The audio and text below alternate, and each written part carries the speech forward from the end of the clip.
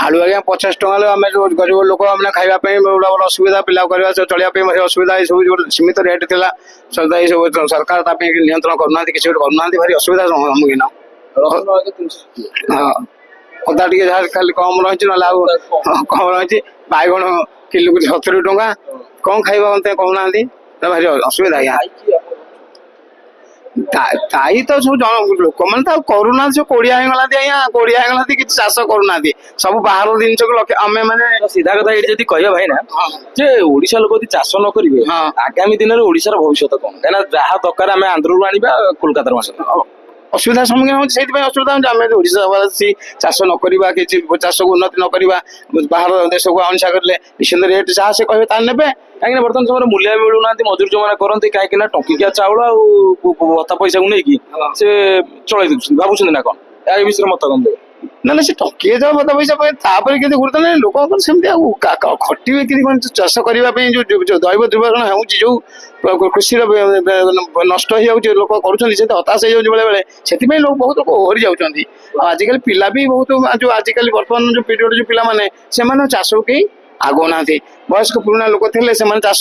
करुले एबे भी चाष लोक पुराणा पिला लोक मैंने नुआ पिला सब करूना जो बाहर को किए कौन काम लगे बिल चाष को लक्ष्य करूना खोला कथा हूँ ओडिशा भितर ना खराब नुह ये तो करूना आजिकल पिला आम से जहाँ करूँ आम पिला तो करूना ना। अच्छा आपंकर केते गुंठ जमी मोर आगे 5 एकर जमी 5 एकर एबे चाष सब होउची धान चाष करछि आपन बळी चाषी अछंदी बोली बोले ओडिसा चावल रप्तानी हां हम धान चाष करछि हमर परिया फसल चाष धान कटा हबो धान कटा पर बिरी मुग गाडा जाउडा हम न लागो परिया फसल करियो हम से नाही जलसेचन को एरिया लोक हमर पुरी जिल्ला को जगह पुरी जिल्ला गो ब्लॉक गो ब्लॉक पुरी जिला गो ब्लॉक तो आपण देख परथि गोपरु भाईने आस्तले हम एबे जाइथिलु पुरी कोणार्क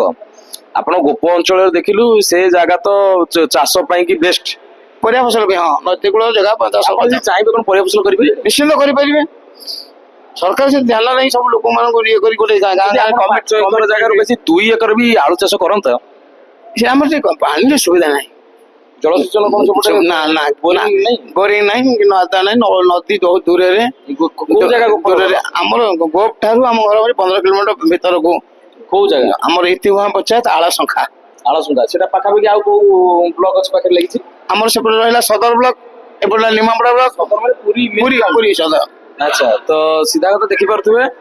जलसेचन जो असुविधा से कि आलू चाषटा से पारना किंतु राज्य सरकार बर्तमान जो कैंपेन कर समस्त आलू चाष करेंगे आप भागीदार कले केमती होता निश्चित राज्य सरकार तो राज्य आम राज्य निश्चित सरकार तो चाहिए अनुदान मिल सब किसी जिन मिल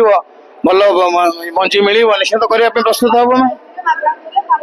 सुविधा था बर्तमान आलू शिक्षा मंत्री